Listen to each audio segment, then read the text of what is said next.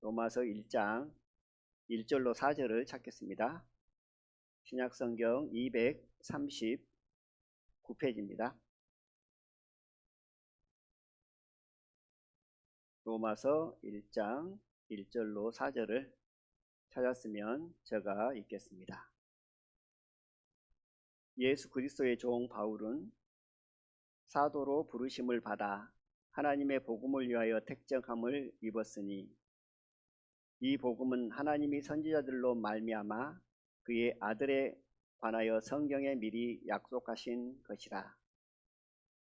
이 아들로 말하면 육신으로는 다윗의 혈통에서 나셨고 성결의 영으로는 죽은 가운데서 부활하여 능력으로 하나님의 아들로 인정되었으니 곧 우리 주 예수 그리스도시니라. 아멘. 오늘 말씀의 제목을 하나님의 복음이라고 정했습니다. 지난번 말씀드린 것 같이 오늘부터 로마서에 관한 부분들을 말씀드리고자 합니다. 이 로마서를 1장부터 끝까지 하게 된 계기를 먼저 좀 말씀드리겠습니다. 주일날 예배 시간에요. 기도 가운데 복음 전도 집회를 한번 했으면 좋겠다는 생각이 있었습니다. 왜 그런 생각을 했냐면 서울교회 같은 경우는 주일날 예배 시간에 복음 전도 집회를 하고 최근 매 지역 교회에서 그런 형식으로 전도 집회를 가졌습니다. 그 모습을 보면서 여수교회도 한번 했으면 좋겠다는 생각이 들더라고요. 왜 그러냐면 저희들이 1년에 2번 전도 집회를 하잖아요. 근데 그 시간에 참석하지 못하신 분들이 있고 또 첫날부터 끝까지 참석을 못하고 뭐 하루 이틀 듣다가 여러 가지 사정으로 듣지 못한 형제 자매들도 계시잖아요. 이제 어떤 분은 뭐 수십 번, 뭐 어떤 분은 100번 이상 들었을 거예요. 구원의 연수와 하나님께 나아가는 믿음의 정도에 따라서 횟수가 달라질 거라는 생각이 들어지는데, 어찌됐든 전도 집회를 통해서 복음 집회를 통해서 다시금 뭐 한 번 들었던 분이나 100번 들었던 분이나 복음의 말씀을 통해서 다시금 하나님의 사랑을, 은혜를 다시 확인하고 저희들 심령 안에 복음으로 말미암아 감동을 입고 하나님께 나아가고자 하는 그런 마음들이 있었습니다. 그러던 중에 여러 가지 또 생각이 들더라고요. 뭐든지 처음 하는 것은 또 부담스럽잖아요. 저희 여수교회 같은 경우는 주일날 예배 시간에 그런 적이 전혀 없습니다. 여러 가지 생각을 하고 또 기도하는 중에 복음 전도 집회를 하는 것보다 차라리 로마서를 통해서 다시금 저희들이 복음을 확인하고 복음을 확인하면서 우리의 첫사랑을 다시 회복하고 또 첫사랑을 회복하면서 하나님께서 주신 이 복음이 얼마나 귀하고 값진가 라는 부분들을 다시 확인하고 또 감동을 입고 그 힘으로 저희들이 복음을 전하고 이 마지막 시대에 살았으면 하는 생각이 들어졌습니다. 그래서 로마서를 정했는데요. 오늘 제목이 하나님의 복음이잖아요. 방금 읽었던 본문의 말씀에 보면 복음이라는 단어가 여러 번 나옵니다. 1장 1절부터 하나님의 복음 이런 말씀들이 이렇게 들려집니다. 그래서 로마서를 통해서 저희들이 하나님의 은혜를 입고 다시 첫사랑을 회복하고 하나님께 나아가는 삶을 살았으면 좋겠습니다. 로마서를 1장부터 쭉 하기로 하고 막 마음의 작정을 하고 이제 기도를 하는 가운데 저희 모임의 한 목사님하고 교제를 한 적이 있습니다. 지역교회에서 로마서의 부분을 쭉 한번 하고 싶다라고 하니까 좋은 쪽으로 말씀을 해주면서 하나의 권면을 하시더라고요. 로마서 6장, 7장, 8장에 보면 로마서의 어떤 그 위험성이 좀 있습니다. 성경 자체가 위험하다는 것이 아니라 로마서 6장, 7장, 8장 이렇게 그 내용을 보면서 하나님께서 진정 우리에게 주시고자 하는 부분에서 벗어나는 그런 부분들로 오해를 하고 또 잘못 해석을 해서 삶 가운데 잘못 적용하는 그런 부분들을 원하더라고요. 이제 혹 그 부분으로 교회가 더 시끄러지고 오히려 복음으로 나가기보다는 혼란이 일어날 수도 있다. 왜냐하면 과거의 사례들이 몇 건 있었기 때문이었습니다. 근데 저는 그런 부분들을 이제 주장하고 또 그런 부분들을 강조하기 위한 부분이 아니고 6장, 10장, 8장 또한 복음입니다. 제목이. 그래서 모든 부분들을 복음으로 말씀드릴 것이고요. 로마서 끝나는 1장부터 끝장까지 끝나는 그 시간까지 모든 것을 다 복음과 연결을 하려고 합니다. 그래서 로마서는 복음이다. 제목이 주된 내용, 중심 내용이 복음이라는 사실입니다. 그래서 그런 부분들을 염두해 두시고 들어주시면 감사하겠습니다. 로마서라는 것이 어떤 성경 책만 읽는다고 해서 이게 이해되는 부분들이 있지는 않잖아요. 물론 성령의 감동하심과 인도하심을 통해서 로마서를 또 이해하기도 하는데 성경 공부를 하려면 앞서서 선진들이 연구를 하고 또 많은 말씀들을 했습니다. 그런 말씀들을 참고하고 또 그것들을 배우고 또 배우는 과정 속에서 하나님께서 또 저에게 보여준 부분들을 이제 함께 나누고 또 이 로마서를 한다고 해서 몇 달 전에 잠깐 준비를 한 것이 아니고 로마서 자체 안에서 얻어지는 교훈들을 통해서 구원받고 난 이후에 저에게 하나님께서 보여주셨던 그런 부분들을 함께 나누고자 합니다. 그래서 이제 로마서의 어떤 주된 내용을 참고한 부분이 있는데 어느 부분에서 주로 참고를 했냐면 시작이니까 말씀드리겠습니다. 우리나라에 복음주의 교회가 있습니다. 복음주의 목사들이 한 5명 정도, 대표적인 목사들이 5분 정도 돼요. 그분은 거의 다 이제 5분 거의 다 돌아가셨어요. 그분들 중에 몇 분이 로마서 강해를 한 내용이 나옵니다. 그래서 그 내용들을 쭉 들어서 저희 믿음과 화합되는 부분들을 좀 참고했고요. 그리고 교회에 보면 한국 복음서원에서 발행한 책이 있습니다. 그 책을 보면 이종우 장로님이 집에서 보시고 교회에 기증한 책이거든요. 창세기부터 요한계시록까지 있습니다. 그래서 혹시 참고하실 분은 보고 싶은 분은 가져가셔서 보시면 됩니다. 그 복음서원 위트니스 리가 이제 기록한 그 책에 나와 있는 내용들을 좀 참고를 했습니다. 그리고 워치만이라든지 제스펜 루이스라든지 그리고 제스펜 루이스를 번역한 이현수 목사라고 있습니다. 이현수 목사의 설교를 통해서 최근에 들은 건 아니고요. 그동안 하나님을 섬기면서 로마서를 공부하면서 10년, 20년 전에 알게 되어졌고 배워졌던 그런 내용들을 이제 말씀을 좀 쭉 하려고 합니다. 그리고 이제 가장 중요한 부분, 이제 교회 안에서 수없이 많은 말씀을 들었잖아요. 저도 또 많은 간증을 듣고 또 성경을 읽으면서 성령께서 또 깨우치신 부분들, 그리고 더더욱 중요한 거는 뭐냐면 단지 지식으로 끝나는 것이 아니라 지식은 사실 저희들이 알고 싶은 지식들을 취하려면 얼마나 쉬워요. 요즘 같은 시대에 로마서 딱 치면은 쭉 나오잖아요. 시간이 없어서 다 못 보고 마음이 없어서 자세히 들어보지 못할 뿐이지 지식을 추구하려면 너무나 많은 정보들이 있습니다. 그런 부분들을 추구하기보다는 하나님께서 로마서 성경을 통해서 구절구절 말씀을 통해서 저를 깨닫게 하시고 또 저희 삶을 변화시켜 주신 그런 부분들을 함께 병행해서 쭉 말씀을 좀 드리려고 합니다. 단지 성경 공부처럼 지식만을 전달한다는 것은 제가 일단 별로 안 좋아합니다. 지식만을 추구하는 것은 로마서에 나와 있는 말씀 구절을 통해서 우리가 어떻게 삶을 변화를 받고 하나님께 더 나아가는 그런 부분들로 쭉 말씀을 드리고자 합니다. 저뿐만 아니고 여기 계신 모든 형제 자매님들이 성경 말씀을 통해 특히 로마서를 통해서 많은 교훈을 읽고 또 많은 깨달음을 있고 그 말씀을 붙들고 하나님께 드려지는 삶을 살았을 거라고 믿습니다. 그런 경험들과 함께 제가 말씀드리는 내용과 합해져서 로마서를 통해서 더 하나님께 나가는 그런 시간들이 됐으면 합니다. 그럼 이제 시작이니까요. 오늘은 어쨌든 지식적인 부분들이 더 많이 전달이 될 것 같아요. 왜냐하면 로마서 개관을 해야 되니까 그런 부분들을 주로 좀 다루고 다음 시간에는 하나님께서 주신 부분들을 함께 나누도록 하겠습니다. 로마서는 우리가 알고 있는 것처럼 사도 바울이 기록한 책이죠. 로마서 그러면 예전에도 말씀을 좀 드린 것 같은데 성경 중에 뭐 꽃이라고도 하죠. 가장 귀한 성경입니다. 그래서 이 로마서는 AD 56년에서 약 58년 그 사이에 기록했을 거라고 이제 추측을 하고 있고요. 사도 바울이 3차 전도 여행 중에 고린도 지역에서 한 3개월 정도 그 겨울이었던 것 같습니다.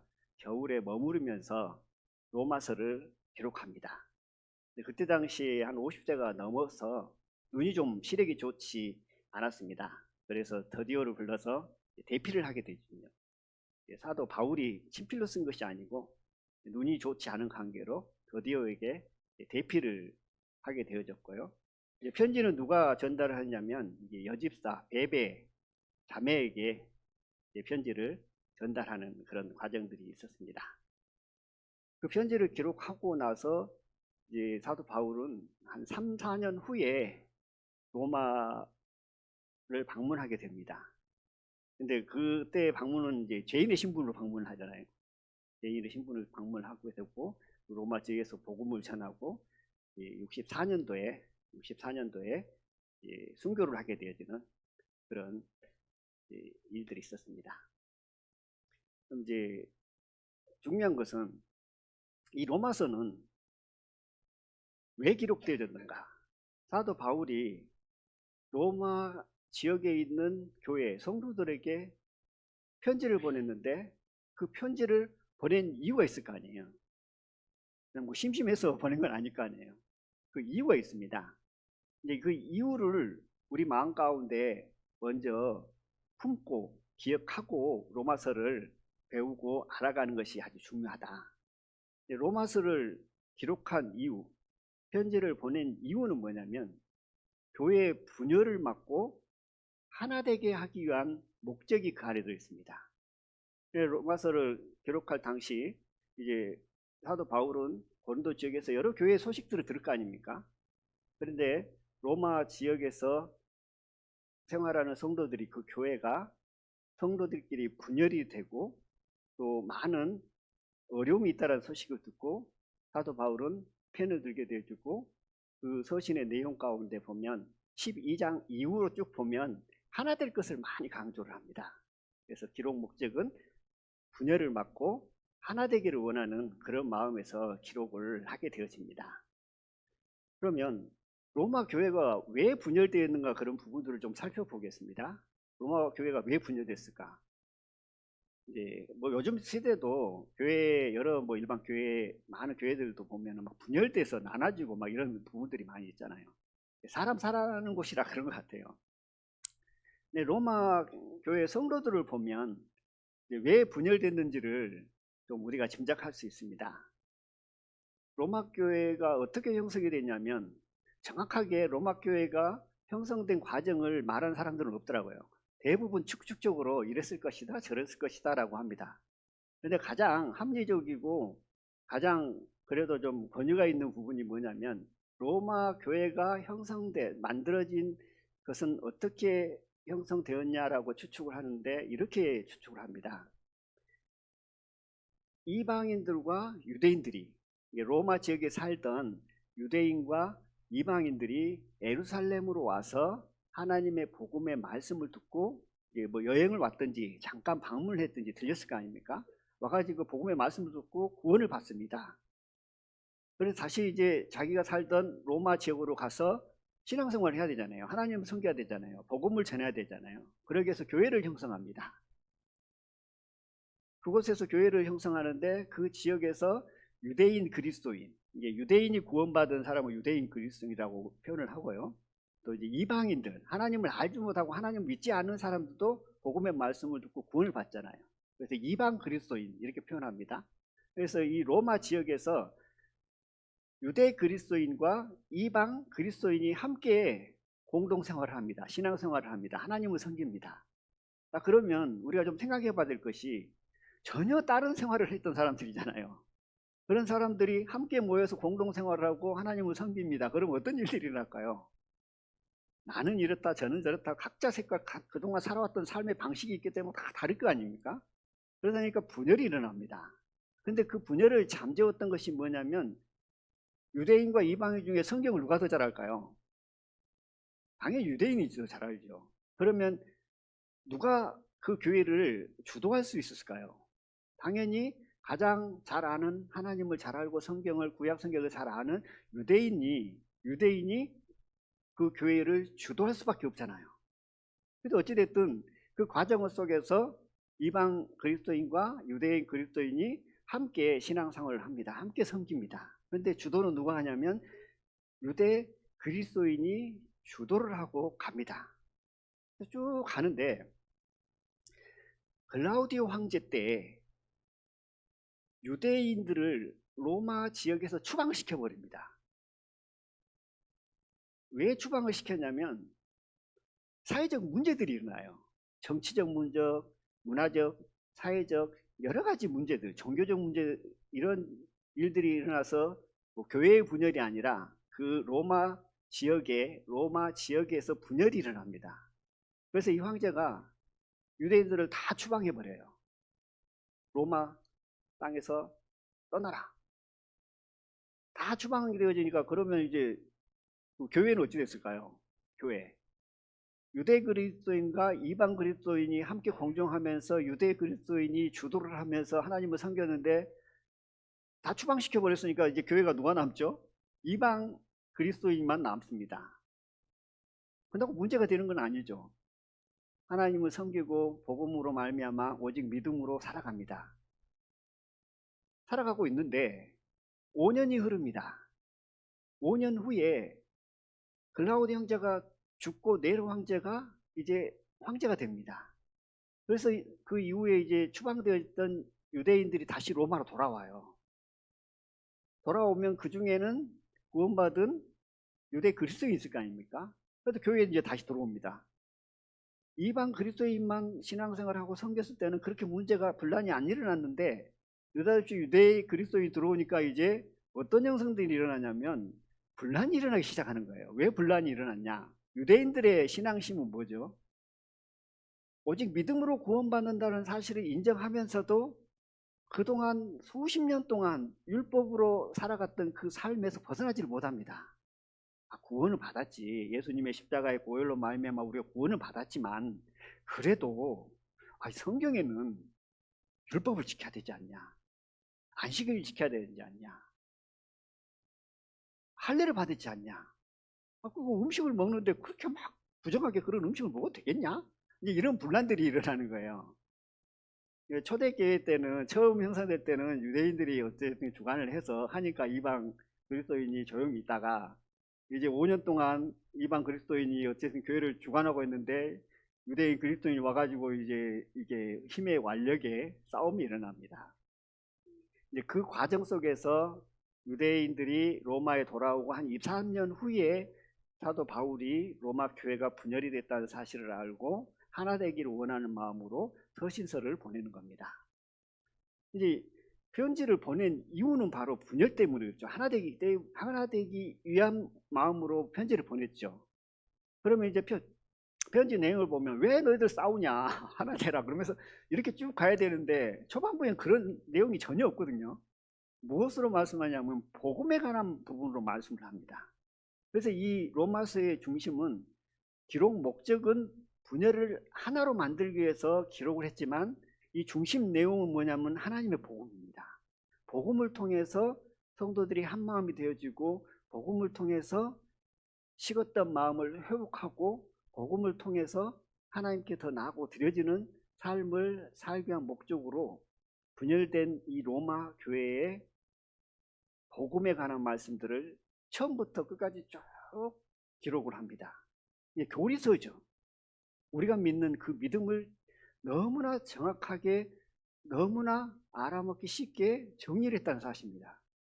로마서 보면 어렵던데? 이제 이런 말씀을 하시는 분도 있습니다. 근데 로마서가 기록되기 전의 상황을 한번 생각해 보면 로마서를 통해서 얼마나 많은 사람들이 복음에 말씀을 듣고 구원을 받고 깨우침을 얻었으며 또 로마서 통해서 많은 사람들이 은혜를 입었는가라는 부분들을 이제 알 수가 있습니다. 그래서 이제 이 로마서를 이제 어떤 사람은 예전에 한번 말씀드렸습니다. 성경 66권을 반지로 생각을 한다면 성경의 말씀이 얼마나 귀해요. 66권이. 예, 반지로 한다면 이 로마서는 이 반지에 박혀 있는 다이아몬드와 같다. 그만큼 이 반지에 다이아몬드가 빠진 반지가 그렇게 얼마나 큰 의미가 있을까요? 이게 뭐 성경이 다른 성경을 뭐 깎아내리거나 약화시키겠다는 얘기가 아니라 그만큼 이 로마서가 하나님을 믿는 자녀들에게 차지하는 비중이 크고 귀하고 값지다는 사실입니다. 그런데 그 로마서 중에 로마서 8장은 이렇게 비유를 합니다. 이 다이아몬드가 반짝반짝 하잖아요. 이 반짝반짝한 이 부분이 바로 로마서 8장이다. 그래서 1장부터 쭉 가서 8장에 이르려면 하나님께서 우리에게 주신 엄청난 은혜가 있음을 보게 되어집니다. 그리고 다시 이제 9장으로 쭉 넘어갑니다. 그리고 어떤 이는 또 로마서를 이렇게 이제 정리를 했더라고요. 한 박물관이 있었나 봐요. 박물관이 중요한 박물관인데 자기가 그 박물관을 아주 중요시 여기고 또 크게 여기고 좋아했던 것 같아요. 그분이 이제 이렇게 비유를 합니다. 세상에 있는 모든 것을 준다 해도 이 박물관하고는 바꿀 수 없다.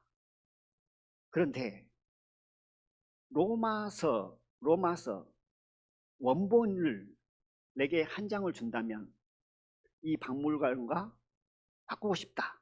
이런 표현을 했어요.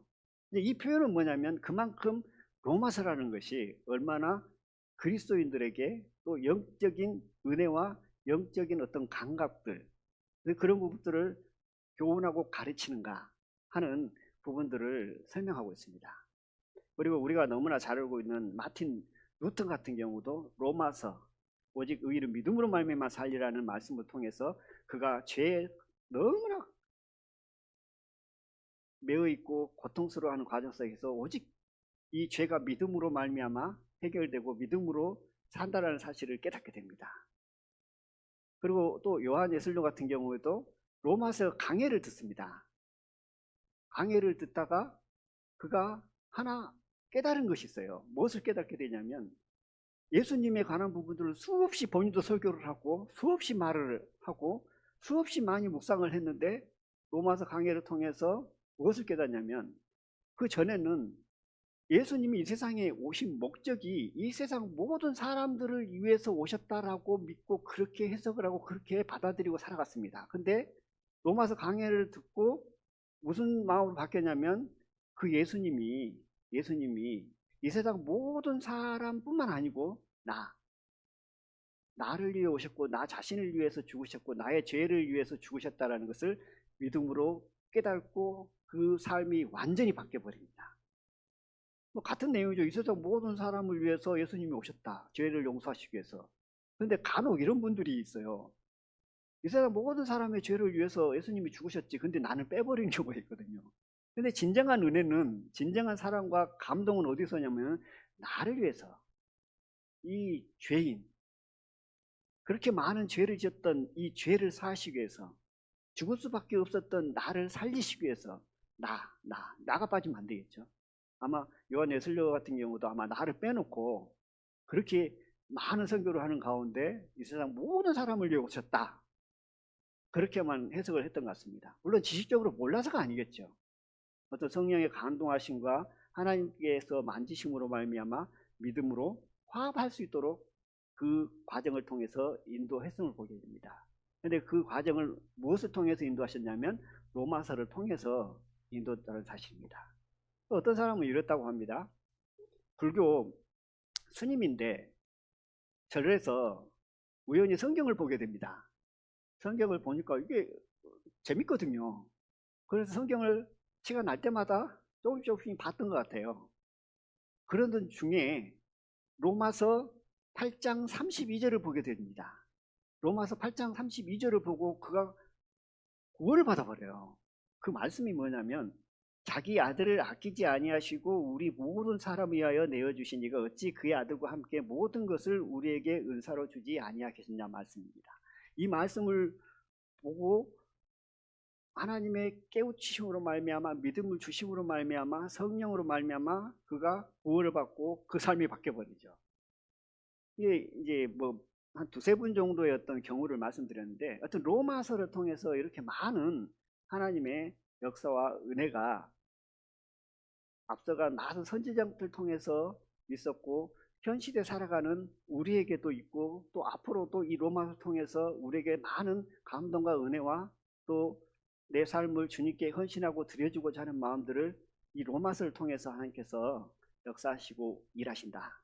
물론 다른 말씀을 통해서도 하나님께서 일하시지만 하나님께서는 이 로마서를 통해서 그만큼 역사하시는 힘이 강하다, 크다라고 합니다.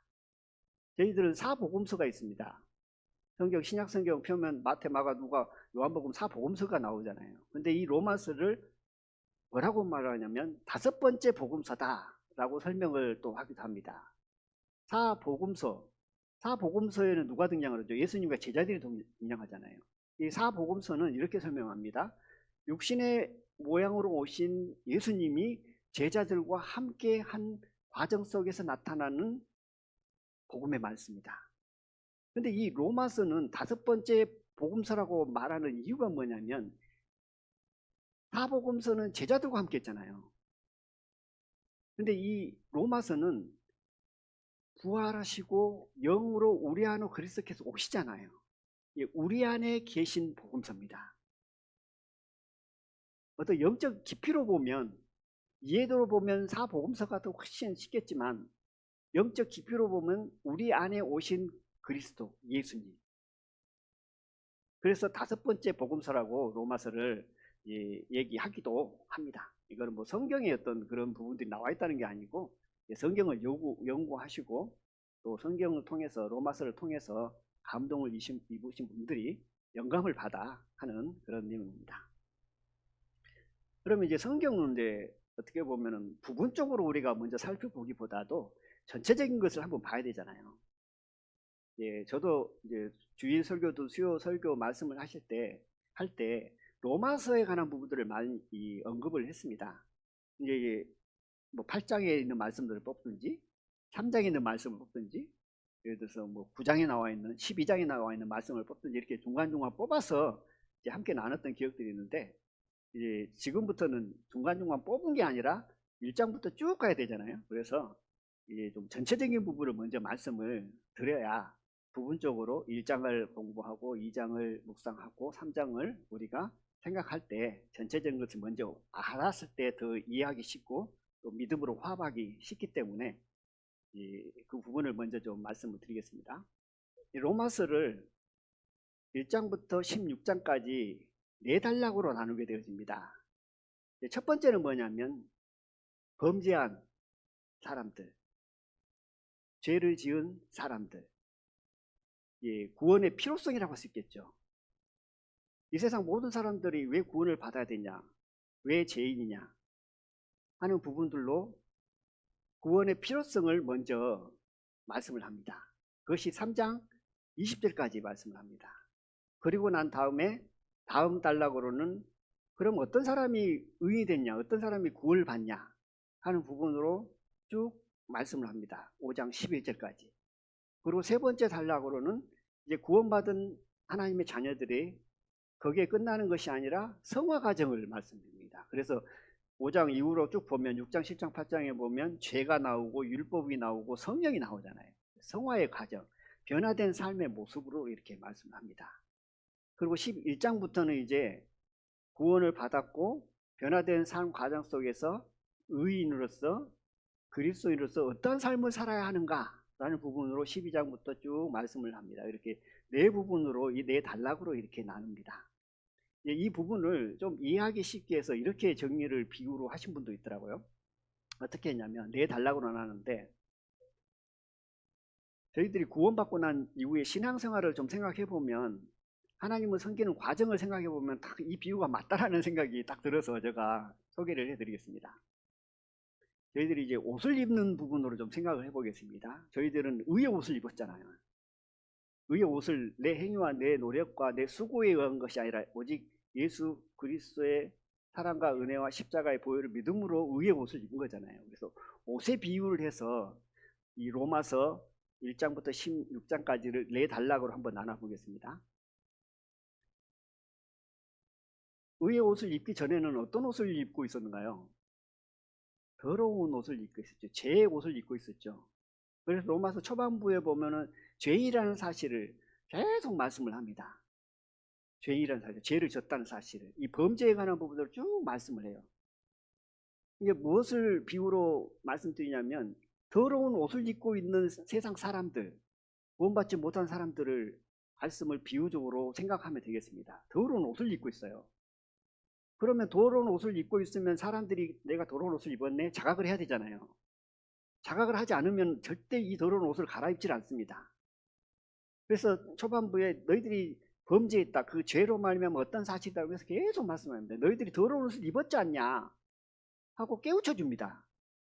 왜 더러운 옷을 입었다라고 깨우쳐 주냐면 그 옷을 벗어버리게 만들기 위해서죠. 자기가 더러운 옷을 입었다고 생각을 해야 이 더러운 옷을 벗을 거 아닙니까? 그래서 더러운 옷을 입었다는 것을 계속 말씀을 합니다. 그리고 나서 더러운 옷을 입었다는 사실을 알고 깨우친 사람은 뭘까요? 이제 이 옷을 벗어야 되잖아요. 이 옷을 벗기를 원하는 간절한 마음, 아 내가 죄인이구나, 이 죄 때문에 나는 지옥 갈 수밖에 없구나, 이 죄를 어떻게 하지? 내 행위와 내 노력으로는 이 죄를 어떻게 할 수가 없어. 그 과정을 통해서 두 손 들고 하나님 앞에 나오기를 만들죠. 그 다음에 이제 두 손 들고 이제 다 포기하고, 아, 내 노력이나 수고나 어떤 율법을 지켜서 구원받으려고 하는 노력들을 다 포기하고 나온 사람에게 무엇을 입혀주냐면 의의 옷을 입혀주십니다. 그래서 저희들이 의의 옷을 입었다라는 그런 말씀들을 통해서 교훈을 받잖아요. 더러운 옷을 싹 벗기고 그 다음에 깨끗한 의의 옷으로 우리가 이것을 칭이라고도 하죠. 그래서 믿음으로 구원받았다는 사실이죠. 구원에 이르렀다는 사실이죠. 옷을 이제 갈아입었습니다. 그러면 이제 의인이 됐잖아요. 의의 옷을 입었으니까. 내 행위와 노력이 아니라. 현재 내가 의의 옷을 입었다라는 것은 내가 뭐 현재 죄를 좀 졌다고 해서 신분의 변화가 있는 건 아니잖아요. 의의 옷을 입었기 때문에. 그러면 이제 세 번째는 의의 옷을 입었으면 의의 옷을 입고 그냥 끝나냐? 그것이 아니고 이제 6장, 7장, 8장 말씀을 통해서 뭐냐면 이제 속 사람을 성화시키는 과정이 나옵니다. 의의 옷을 입었는데 의의 옷을 입은 자로서의 합당한 삶을 살 수 있도록 성화의 과정을 말씀을 쭉 하십니다. 그래서 죄에 관해서, 율법에 관해서, 성령에 관해서 말씀을 쭉 하는 과정 속에서 우리가 어떻게 성화가 되고 또 우리가 어떤 변화된 삶을 살 수 있는가 하는 것들, 근거들을 말씀하시죠. 그 다음에 12장에 가서 이제 산제사로 드리라고 말씀하시잖아요. 이게 새로운 이제 삶이죠. 비로소 우리가 온전히 우리 몸을 하나님께 산제사로 드릴 수 있는 조건이 갖춰져 버렸다는 사실입니다. 그래서 산제사로 드리고 난 다음에 그 삶이 뭔가요? 그리스도인의 의인의 삶에 대해서 쭉 이렇게 말씀을 하고 있는 것을 보게 되어집니다. 이 과정입니다. 로마서가. 전체적인 것을 좀 이해를 하시고 앞으로 로마서에 관한 부분들을 말씀을 개인적으로 묵상하고 또 말씀을 우리가 들을 때 이 네 단락으로 나눠졌고 이 부분으로 말씀합니다. 근데 이 중심은 뭐냐? 복음입니다. 기록 목적은 뭐냐? 교회의 분열을 막고 하나 되기 위함입니다. 그러므로 마지막에 계속 하나 될 것을 말씀을 쭉 하시는 것을 보게 되어집니다. 그래서 저희들이 이 과정을 먼저 생각하시고 앞으로 좀 함께 나눴으면 좋겠고요. 그러면 이제 로마서 1장 1절을 좀 다시 한번 읽어보겠습니다. 예수 그리스도의 종 바울은 사도로 부르심을 받아 하나님의 복음을 위하여 택정함을 입었으니 그랬습니다. 이제 자기 소개를 하는 거죠. 사도 바울이 자기 자신을 어떻게 소개하냐면 예수 그리스도의 종 바울은 그렇게 하면서 사도로 부르심을 받았고 복음을 위해서 택정함을 입었다. 선택받았다라는 거죠. 복음을 위해서. 근데 그 전에 뭐냐면 예수 그리스도의 종 바울입니다. 저는 이 말씀을 보면서 물론 이 말씀뿐만 아니고 이 로마서를 통해서 뭐 최근 일은 아니고요.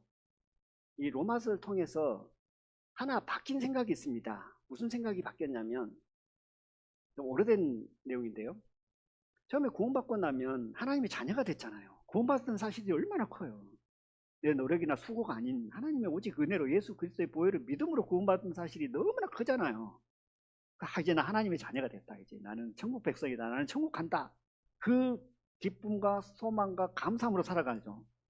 뭐 저뿐만 아니라 대부분 그런 마음으로 살아갈 거예요. 그래서 하나님의 자녀가 됐다. 이 세상에서는 별볼 일 없지만 천국에 가서 영원히 주님과 함께 천국에서 영원한 삶을 산다. 또 물론 지옥 안 간 것만 해도 어디냐, 이제 이런 마음에서 정말 하나님을 사랑하고 나를 구원하신 그 은혜를 생각하면서 나는 하나님의 자녀다, 이제 이런 마음으로 쭉 살아가고 있는 그 시점에서 로마서를 보게 됩니다. 물론 로마서만 있는 것이 아니죠. 로마서에 예수 그리스도의 종 바울이라는 단어가 나옵니다. 예수 그리스도의 종 바울.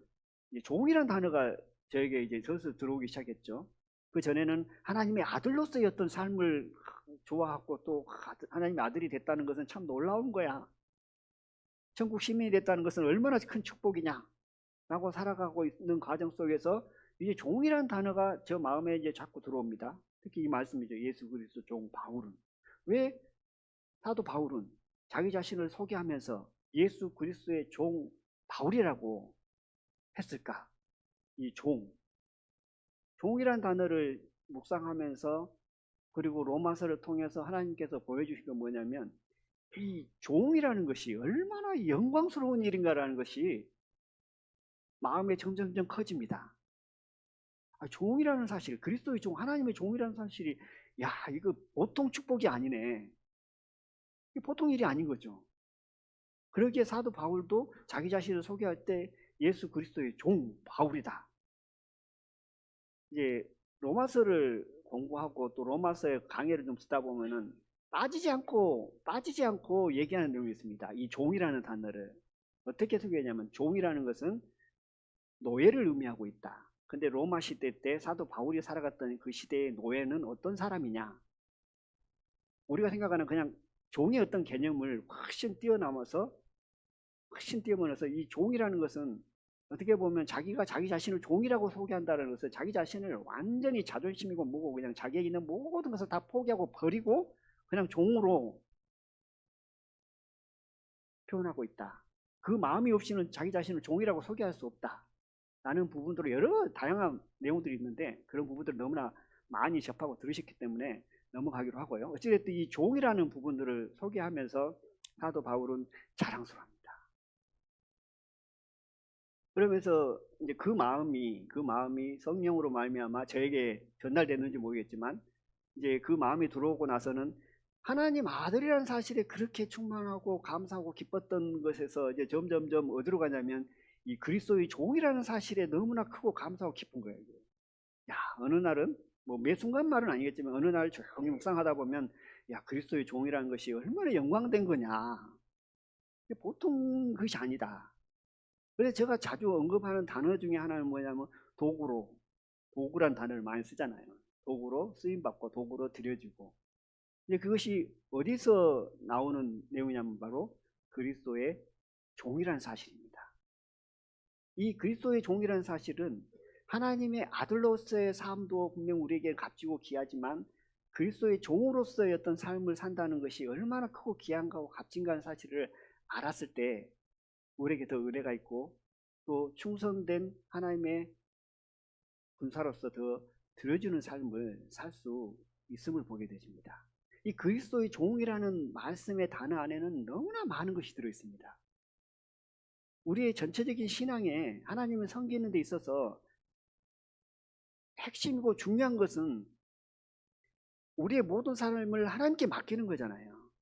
나의 삶의 주인은 하나님인 것이잖아요. 그리스도인 것이잖아요. 나의 삶의 주인이고 나의 모든 것을 하나님께 맡기고 우리가 범사에 그를 인정하라고 말씀을 하는 그런 모든 내용은 어디서 나오냐면 내가 하나님의 자녀인과 동시에 그리스도의 종이라는 그 믿음 안에서 나온 거거든요. 사실 우리가 어떤 일들이 있습니다.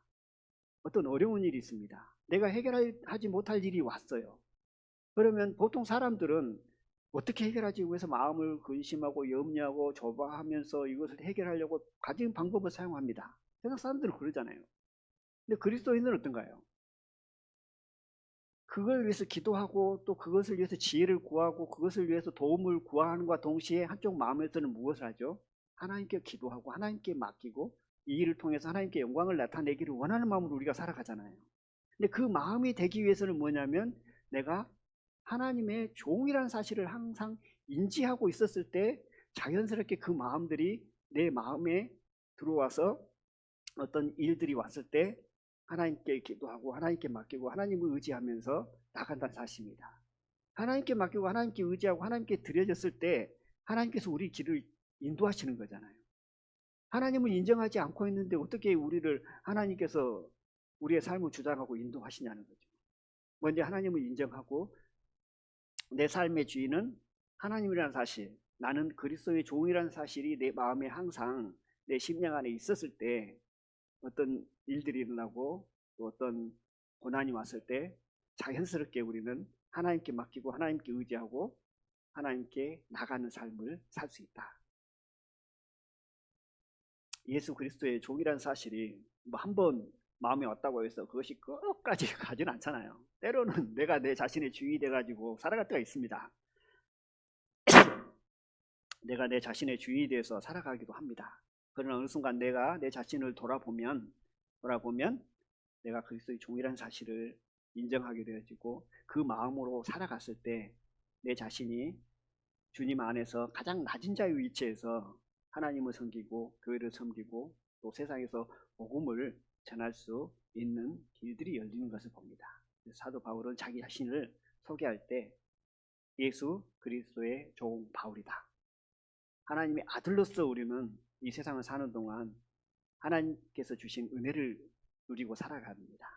또 한으로서는 하나님의 그리스도의 종으로서 이 세상을 사는 동안 어떠한 삶을 살아야 하는가 하는 것들을 늘 생각하고 또 하나님께서 주신 그 믿음의 분량을 따라서 나간다면 하나님께서 은혜로 또 부어 주실 것을 믿습니다. 시간이 벌써 다 돼버렸는데요. 한 가지만 간략하게 하고 마치도록 하겠습니다. 방금 읽었던 로마서 1장 6절을 제가 읽어보겠습니다.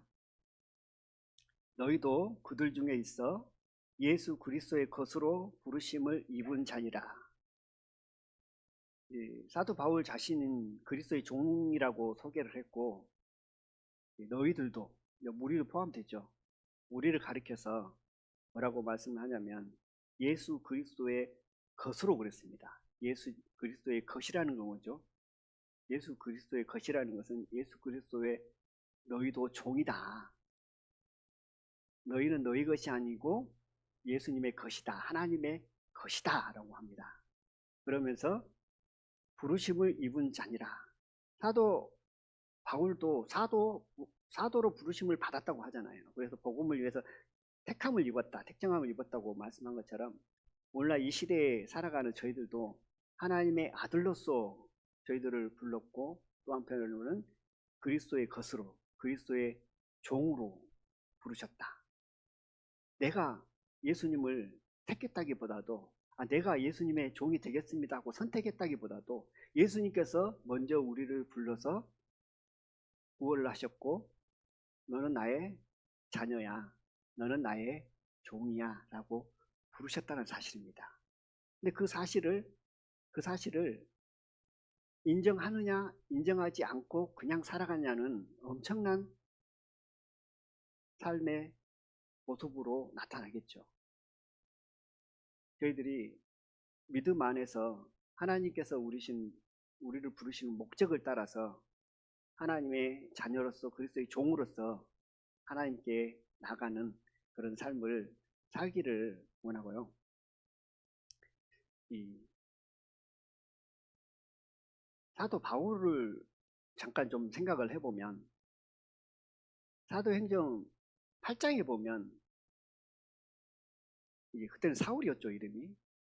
사울이 스데반이 죽는 모습을 보고 합당히 여겼다, 당연히 여겼다고 하는 그런 내용이 나옵니다. 그때만 해도 어쨌든 교회를 핍박했던 사람이었기 때문에 그랬죠. 그리고 이제 9장에 와서는 이제 사도 바울이 다메섹으로 가잖아요. 다메섹에 거의 왔을 쯤에 예수님을 만납니다. 그래서 예수님을 만나서 이거 왜 나를 핍박하느냐? 아, 누구시옵니까? 네가 나를 핍박하는 예수다라고 말씀을 그렇게 하잖아요. 그래서 다메섹상에서 예수님을 만납니다. 예수님을 만나고 난 이후에 아나니아를 통해서 그가 이제 눈이 뜨이게 되어지고 성령 충만을 입게 되어지고 그리고 음식을 먹게 돼서 몸이 회복되잖아요. 회복이 돼서 사도 바울이 무엇을 했냐면 거기에 있는 유대인의 회당에 가서 예수님은 살아계신 하나님의 아들이고 예수님이 메시아다라는 사실을 전하게 되어집니다. 그랬더니 이제 유대인이 그 말을 듣고는 어떻게 될까요? 사도 바울을 죽이려고 하잖아요. 아니, 그리스도를 믿는 그리스도인들을 잡아다가 예루살렘으로 끌고 가려고 했던 사람이 느닷없이 예수님을 인정하고 예수님이 하나님의 아들이며 예수님이 메시아라는 사실을 회당에서 얘기를 하니 그 유대인들이 가만히 있겠어요. 죽이려고 합니다. 그 내용에서 사도행전을 좀 찾아보겠습니다. 9장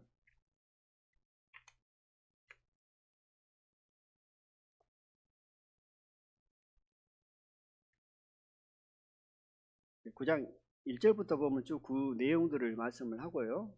아나니아가 나와서 사도 바울을 영적으로 육적으로 회복시키게 되어집니다. 그러면서 쭉 이제 회당에 가서 예수의 하나님의 아들이라는 사실을 전파하게 되어지고 이제 그 과정 속에서 유대인들이 죽이려고 하죠.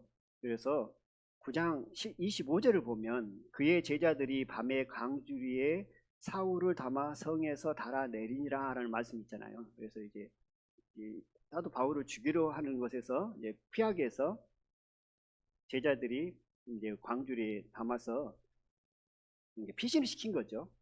그리고 나서 26절이 나옵니다. 26절에 사울이 예루살렘에 가서 제자들을 사귀고자 하나 다 두려워하여 그의 제자됨을 믿지 아니하니라 이런 말씀이 나오잖아요. 25절과 26절은 바로 시간차가 없이 연결된 것이 아니고 25절과 26절이 3년의 기간이 있습니다. 3년에 25절과 26절은 3년의 시간이 흐르고 나서 26절이 온 거예요. 이제 그 근거가 어디냐면 갈라디아서 1장 13절에 나옵니다. 하나님의 교회를 핍박했다. 유대교는 열심이었다. 근데 다메섹으로 가다가 예수님을 만났다라고 갈라디아서 1장에 쭉 말씀을 하면서 25절에 이런 현상이 일어나고 나서 사도 바울은 어떻게 했냐면 혈육과 의논하지 않았다. 그런 말씀이 나오잖아요. 그리고 사도된 자를 만나러 가지 않았다라고 하는 말씀이 나옵니다. 그럼 어디로 갔냐? 어디로 갔냐면은 갈라디아서 1장에 보면 아라비아로 갔다.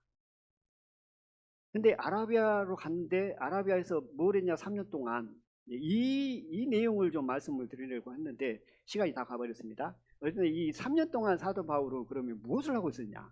뜨겁게 복음을 전해도 시원찮은 그 믿음, 열정적인 믿음을 가졌던 그 사도 바울이 이 3년 동안 3년의 공백 동안 이 사막에서 이 사막이라는 것은 다메섹상에서 뭘 떨어진 것이 아닙니다. 조금만 가면 사막이 나오는가 봐요. 그래서 그 사막, 아라비아 사막에서 그는 3년 동안 사도 바울은 도대체 뭘 하고 있었냐, 이제 그 내용이죠. 성경에 나와 있지 않습니다. 근데 성경을 연구한 학자들은 궁금하잖아요. 제가 그랬는가 보다 하고 넘어가겠는데 그분들은 막 이제 여러 가지 추측들을 합니다.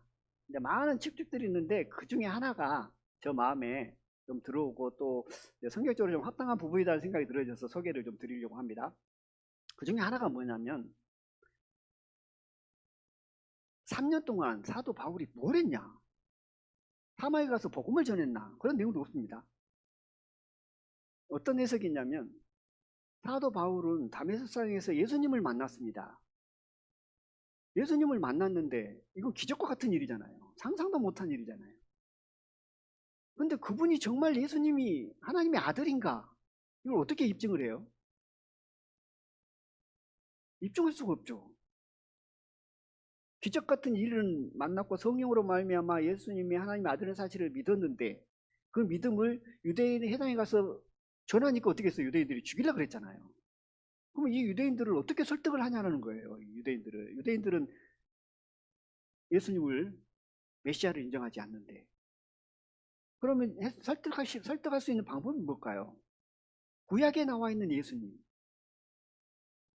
구약에 나와 있는 예수님을 유대인들에게 설명을 했을 때 그들이 이해를 할 수 있는 거, 설득을 할 수 있는 거잖아요. 물론 성령의 인도하심과 하나님의 역사하심 뭐 그런 거 없이도 유대인들이 구원을 받을 수 있겠죠. 그러나 유대 회당에 가서 예수가 그리스도라는 사실을 선포하자마자 그는 죽을 고비를 넘기게 되어지고, 여기까지는 제가 추측입니다. 그 과정을 통해서 그는 구약 성경을 연구하는 기간이 바로 이 아라비아 사막에서 3년 동안 그가 했던 일이라고 이렇게 추측을 하고 있는 모습을 봅니다. 여러 가지 추측 중에 저 마음에 믿음으로 와닿는 것이 바로 그 부분이더라고요. 왜 그 부분을 마음으로 와닿고 또 그 부분이 현재 살아가는 저희들에게 교훈으로 삼아야 되겠다라는 생각이 들었냐면, 하나님 저희들이 부르셨고 저희들에게 믿음을 주셔서 구원하셨잖아요. 구원 받았으니까 이제 됐지. 나를 위해서 죽으신 예수님의 십자가의 사랑을 생각했으니까 됐지 라고 끝나는 것이 아니고, 성경 말씀을 통해서 그 구원의 확신을 얻어야 되고, 또 성경 말씀을 통해서 그래 내가 그리스도의 종이구나 라고 막연히 생각할 것이 아니라, 성경 말씀을 통해서 내가 왜 그리스도의 종인가, 그리스도의 종으로 사는 삶이 어떤 삶이고 그리스도의 종으로 사는 삶인 것이 얼마나 자랑스럽고 얼마나 영광스러운 일인가라는 것을 뭘 통해서 알 수 있죠? 성경을 통해서 우리는 알 수 있다는 사실입니다. 성경을 보지 않고 성경을 묵상하지 않고 성경을 하지 못하면 그리스도의 삶이 무엇이고 그리스도의 종으로서 살아가는 삶이 얼마나 복되고 영광된 삶인지 그냥 먼 얘기로만 들릴 수밖에 없다. 성경을 통해서 우리 마음에 오게 되어지고, 또 그리스도의 종으로서의 삶이 얼마나 값진 거라는 것을 알게 되어지면 어떻게 하면 하나님의 말씀에 순종해 볼까? 어떻게 하면 그 말씀을 따라 살아볼까? 하나님 기뻐하시는 삶을 또 나가볼까 하는 그런 마음들이 오게 되어지는데, 당연히 그냥 구원받은 거 그거 하나 거기에 머물러 버리면 어떻게 가요? 물론 천국은 가겠죠. 천국에 가서 주님과 함께 영원히 함께하는 삶을 살겠죠. 그러나 하나님께서 기뻐하시는 삶, 또 이곳에서 성화의 가정, 변화된 삶, 하나님 기뻐하시는 삶의 모습으로 살아가기는 힘들다.